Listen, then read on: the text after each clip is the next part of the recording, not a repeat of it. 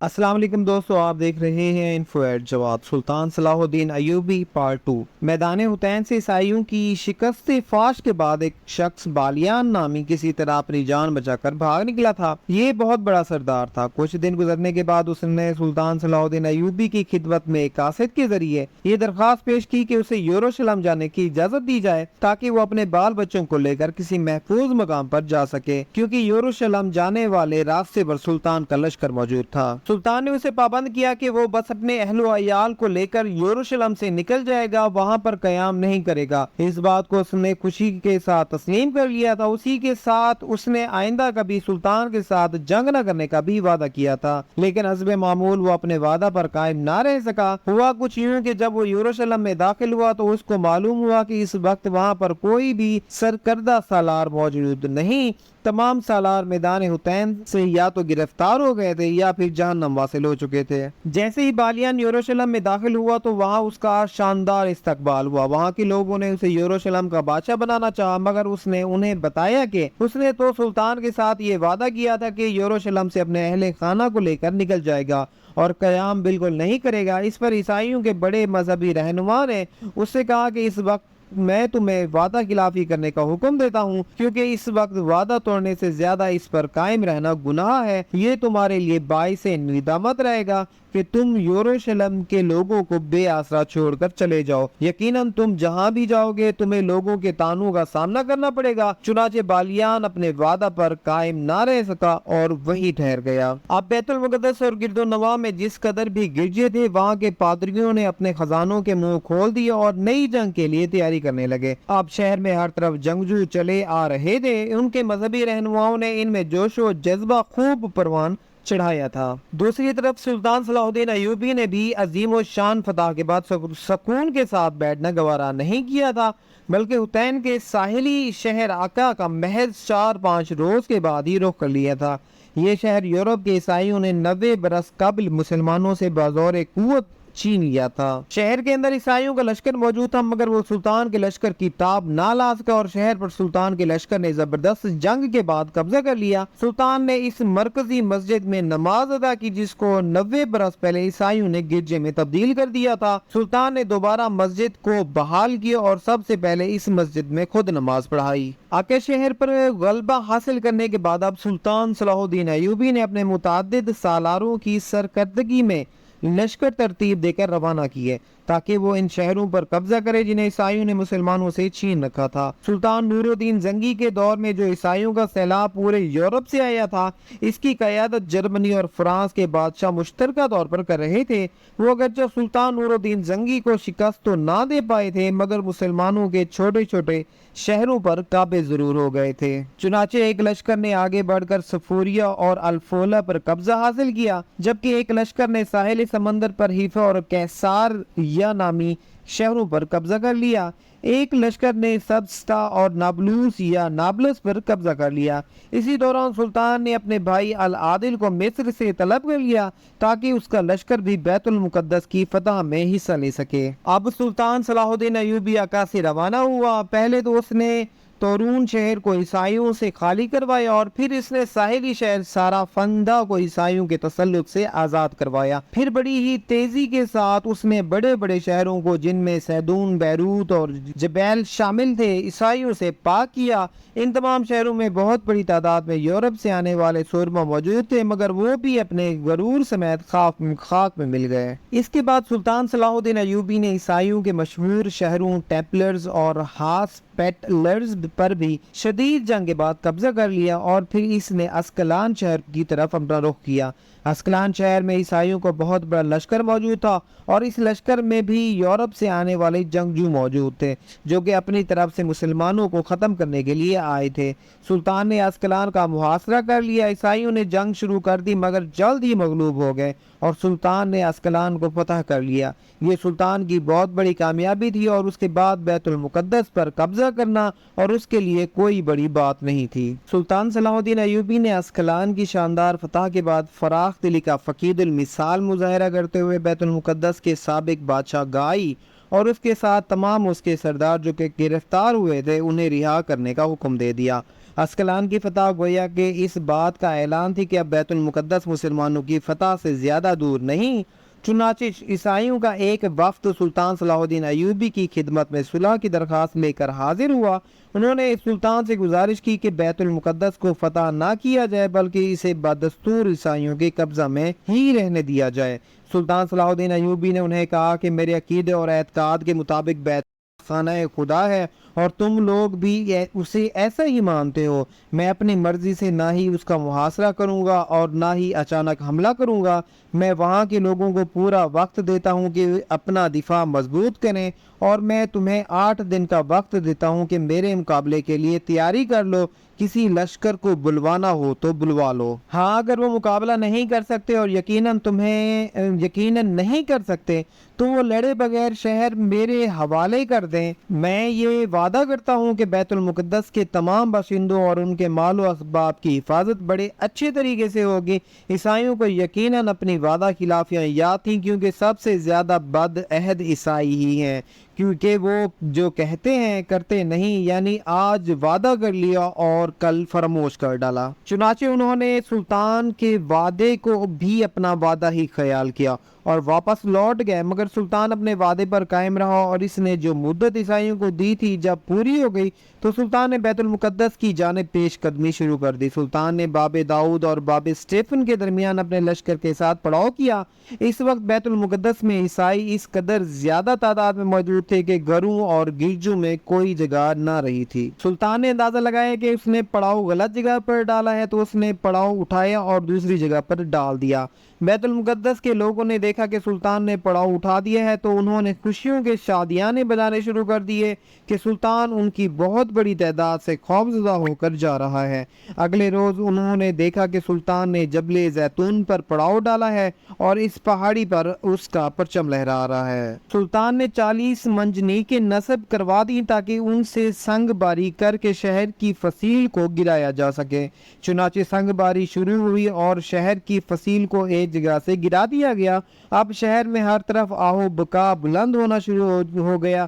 جب یہ خبر شہر میں پھیلی کہ مسلمانوں نے فصیل کا ایک حصہ گرا دیا ہے تو انہیں یقین ہو گیا کہ اب بہت ہی جلد مسلمان بیت المقدس میں داخل ہو جائیں گے۔ انہیں اس بات کا یقین تھا کہ اگر مسلمانوں نے فصیل کے گرے ہوئے حصے سے شہر میں داخل ہونا شروع کر دیا تو پھر انہیں کوئی نہیں روک سکے گا۔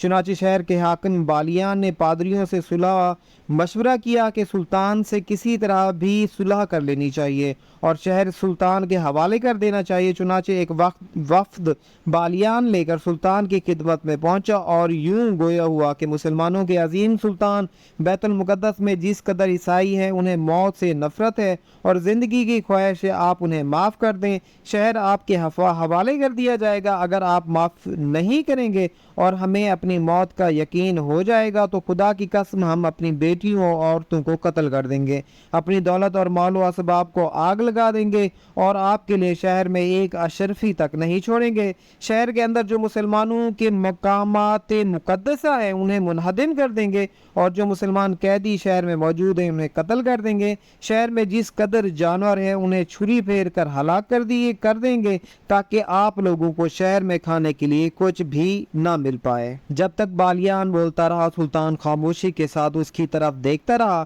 جبکہ اس کی نظریں اس شہر پر جمی ہوئی تھیں۔ وہ یہ دیکھ رہا تھا کہ مسلمان فصیل کے گرے ہوئے حصے میں سے شہر میں داخل ہو رہے تھے۔ جب وہ خاموش ہوا تو سلطان نے اس کو مخاطب کرتے ہوئے کہا کہ اے احمق ترین انسان، بھلا کسی مفتوحہ شہر کے لیے صلح کی شرائط طے کی جاتی ہیں؟ ہمارے مجاہد شہر میں داخل ہو چکے ہیں۔ سلطان صلاح الدین نے اپنے لشکر کو واضح ہدایات جاری کر رکھی تھی کہ شہر میں کسی کو بھی ہرگز قتل نہ کیا جائے۔ ہاں اگر کوئی تم پر حملہ کرے تو اسے ضرور مار ڈالنا۔ سلطان نے اس طرح کا وحشیانہ قتل کرنے کا حکم نہیں دیا جس طرح کا قتل عام عیسائیوں نے بیت المقدس پر فتح حاصل کرنے پر کیا تھا۔ سلطان صلاح الدین ایوبی نے حکم جاری کیا کہ بیت المقدس کا ہر غیر مسلم شخص قیدی تصور کیا جائے گا، مگر ہر شخص کو شہر سے باہر جانے کی آزادی ہوگی۔ 40 روز تک شہر کو ہر صورت خالی کرنا ہوگا۔ یہ ایسی شرائط تھیں کہ عیسائیوں کی مکمل تاریخ میں اس کی کوئی نظیر نہیں ملتی۔ مسلمانوں نے ایک طویل اور تھکا دینے والے عرصہ کے بعد بیت المقدس پر فتح حاصل کر لی تھی، مگر ان کا تحمل قابل دید تھا۔ وہ بھی ہر طرح کا ظلم و ستم کر سکتے تھے کیونکہ ان کے علم میں عیسائیوں کا ظلم و ستم تھا، اور ایک طویل عرصہ تک مسلمانوں نے پورے یورپ کے عیسائیوں کا مقابلہ کیا تھا، مگر سلطان نے ایک ایسی مثال قائم کی جس کا جواب ہی کوئی نہیں۔ اسی اثناء میں بہت سی عورتیں روتی بلکتی ہوئی سلطان کے روبرو آئیں۔ سلطان نے پوچھا انہیں کیا ہوا، کیوں روتی ہیں؟ سلطان کو بتایا گیا کہ یہ عیسائی جنگجوؤں کی بیویاں اور بیٹیاں ہیں جو کہ آپ کی قید میں ہیں، یہ چاہتی ہیں کہ ان کے مردوں کو رہا کر دیا جائے۔ کہا جاتا ہے کہ جس وقت وہ عورتیں رو رہی تھی تو فرتے جذبات سے سلطان خود بھی رو رہا تھا۔ سلطان نے حکم دیا کہ ان سب کے شوہروں اور باپوں کو رہا کر دیا جائے۔ سلطان صلاح الدین ایوبی نے جب بیت المقدس کو فتح کر لیا تو یورپ میں کوہرام مچ گیا۔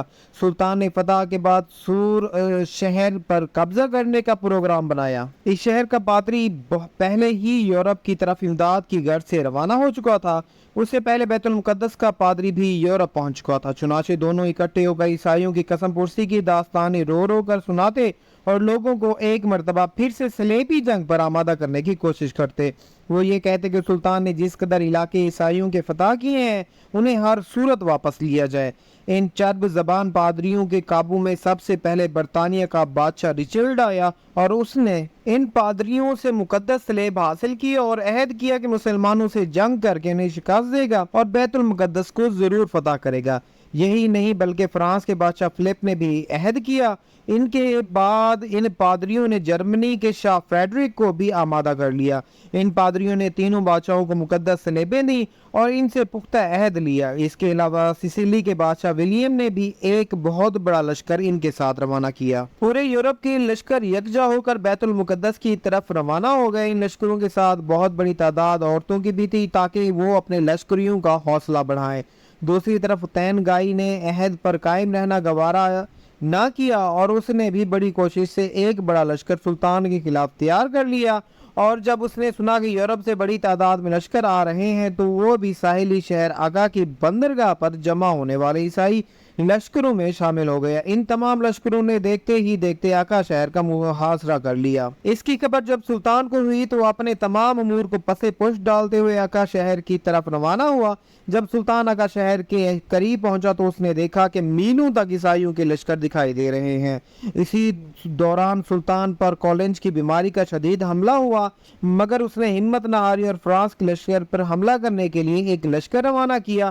اس لشکر نے فرانس کے لشکر کو شدید ترین نقصان پہنچایا۔ اس مارکے میں جن عیسائیوں کو اس کے لشکریوں نے گرفتار کر لیا تھا سلطان نے انہیں رہا کرنے کا حکم دیا، جبکہ عیسائیوں کا طرز عمل اس سے یکسر مختلف ہوا کرتا تھا۔ بہرحال آقا شہر پر عیسائیوں کا قبضہ ہو گیا۔ جب سلطان نے دیکھا کہ عیسائیوں کے لشکر اسکلان شہر کی طرف آ رہے ہیں تو اس نے راستے کے پہاڑی سلسلے پر اپنے لشکر کو پھیلا دیا۔ اب سلطان نے اپنے لشکر کو پہاڑی سلسلہ میں بڑھنے کا حکم دیا۔ چند دنوں کے بعد رچرڈ نے اپنے تمام لشکروں کے ہمراہ حیفا کے میدانی علاقے پر پڑاؤ ڈالا۔ اگلے روز جب رچرڈ اپنے لشکر کو لے کر کیسریا کے مقام پر پہنچا تو اچانک سلطان نے پہاڑی سے نمودار ہو کر اس کے لشکروں پر قیامت ڈال دی۔ راستوں سے ناواقفیت کی بنا پر پہاڑی دروں میں ان کے مال و اسباب سے لدے ہوئے چھکڑے پھنس کر رہ گئے۔ چنانچہ عیسائی لشکروں کا بہت بڑا حصہ تباہ و برباد ہو گیا۔ بہرحال ان دروں سے جو بچے کچھ عیسائی جنگجو باہر نکل کر میدانی علاقے میں پہنچے وہ اپنی بربادی پر خوب روئے۔ سلطان کے دو حملوں سے اگرچہ عیسائیوں کو بہت نقصان ہوا مگر ابھی ان کی تعداد لاکھوں سے کم نہ ہوئی تھی، جبکہ سلطان کے پاس چند ہزار مجاہدین پر مشتمل لشکر تھا اور زبردست جنگی حکمت عملی تھی۔ لشکر کے ایک بڑے حصے کو سلطان نے آرام کرنے کا حکم دیا، جبکہ ایک حصے کو جا کر لشکر کی نگہبانی کی ذمہ داری سونپی تاکہ دشمن کوئی حرکت نہ کرنے پائے، مگر خود ساری رات وہ گھوم پھر کر یہ دیکھتا رہا کہ عیسائیوں کے لشکروں نے کس طرف سے گزرنا ہے۔ چنانچہ اس نے ایک میدان ارصاف یا ارسوف نامی کے گرد اپنے لشکر کو پھیلا دیا۔ اس میدان میں جب عیسائیوں کے لشکر نے قیام کیا تو چاروں طرف سے سلطان کے لشکروں نے حملے شروع کر دیے۔ سلطان صلاح الدین ایوبی کے لشکروں نے عیسائیوں کے وسیع رقبہ پر پھیلے ہوئے لشکروں کو مختلف اطراف سے نشانہ بنانا شروع کیا تو عیسائیوں کو سمجھ ہی نہ آئی کہ انہیں کیا کرنا ہے۔ اب رچرڈ نے آگے بڑھنے کا فیصلہ کیا اور لاشوں کو وہیں چھوڑ کر میدان سے آگے بڑھنا شروع کیا۔ یہ اگلے روز صبح سویرے کا واقعہ ہے۔ سلطان نے انہیں جانے دیا اور خود اپنے لشکر کو لے کر بڑی ہی تیزی کے ساتھ اس کے راستے پر چلا آیا جہاں عیسائیوں کے لشکریوں نے پہنچنا تھا۔ عیسائیوں کے لشکر جب اس طرف سے گزرے تو انہوں نے دیکھا کہ سلطان کا لشکر ان کا راستہ روکے کھڑا ہے۔ سلطان نے انہیں مقابلے کی دعوت دی مگر کسی نے جواب نہ دیا، مگر عیسائی بڑی تیزی کے ساتھ جافا شہر میں داخل ہو گئے اور شہر کے دروازے بند کر لیے۔ اب سلطان نے اس راستے پر پڑاؤ ڈالا جو کہ یروشلم کو جاتی تھی، یا اس نے اپنے لشکریوں کو آرام کرنے کا موقع فراہم کیا۔ جو ہی عیسائیوں کا لشکر شہر سے باہر نکلا تو سلطان کے لشکریوں نے ان کو مارنا شروع کر دیا۔ اسی اثنا میں طوفانی بارش اور برف باری شروع ہوگی، چنانچہ عیسائیوں کے لشکروں کا ستیہ ناش ہو کر رہ گیا۔ رچرڈ وہاں سے کسی نہ کسی طرح جان بچا کر اپنے بچے کچے لشکر کے ساتھ اسکلان کے نواحی علاقہ میں پہنچ گیا۔ اس کے ساتھ دیگر یورپی حکمرانوں نے جب اپنے لشکروں کا جائزہ لیا تو انہیں معلوم ہوا کہ ان کی تعداد تو بہت کم ہو چکی ہے، چنانچہ انہوں نے واپس جانے کی ٹھان لی اور تیاری کرنے لگے۔ انہی دنوں الجزائر کا حاکم جو کہ سلطان کا بھتیجا تھا انتقال کر گیا اور وہاں بغاوت کی صورتحال پیدا ہو گئی، چنانچہ انہوں نے واپسی کا ارادہ ملتوی کر دیا اور فوری طور پر مسلمانوں کے شہروں پر حملے کرنے لگے۔ ادھر سلطان کا تقریباً آدھا لشکر تو الجزائر کی بغاوت کو چلنے میں مصروف تھا اور آدھا حصہ سلطان کے ساتھ تھا۔ سلطان سمجھ گیا کہ اسی موقع سے عیسائی فائدہ اٹھانا چاہتے ہیں۔ سلطان اپنا لشکر لے کر بیت صوبیہ پہنچا جہاں عیسائیوں کا لشکر پڑاؤ ڈالے ہوئے تھا۔ آدھی رات کے وقت سلطان نے عیسائیوں پر اچانک حملہ کر دیا اور زبردست تباہی کے بعد حسب پروگرام سلطان کا لشکر پیچھے ہٹ گیا، اور اس عبرتناک تباہی کے بعد عیسائیوں میں خاصی طویل بحث ہوئی، مگر فیصلہ یہی ہوا کہ اب جنگ نہیں کرنی اور واپس اپنے اپنے ملکوں کو جانا ہے۔ ان جنگوں نے سے فراغت حاصل کرنے کے بعد سلطان دمشق چلا گیا۔ برسات کے موسم میں جبکہ وہ حج سے واپس آنے والوں کے استقبال کے لیے نکلا تو بارش میں بھیگ گیا اور اسے بخار رہنے لگا اور اس کے سر میں بھی شدید درد رہنے لگا۔ مرض بڑھتا گیا، اعلیٰ سے اعلیٰ طبیب علاج بھی کرتے رہے مگر کسی طرح افاقہ نہ ہوا۔ اسی مرض میں مسلمانوں کا یہ نامور غازی اور فاتح عالم 4 مارچ 1193 عیسوی کو اس دنیا میں اپنے لازوال نقوش چھوڑ کر راہی ملک عدم ہوا۔ اس کو دمشق میں دفن کیا گیا۔ دوستو امید کرتا ہوں یہ ویڈیو آپ کو پسند آئی ہوگی۔ مزید ایسی انفارمیٹیو ویڈیوز کے لیے جڑے رہیے انفو ایٹ جواد کے ساتھ۔ شکریہ۔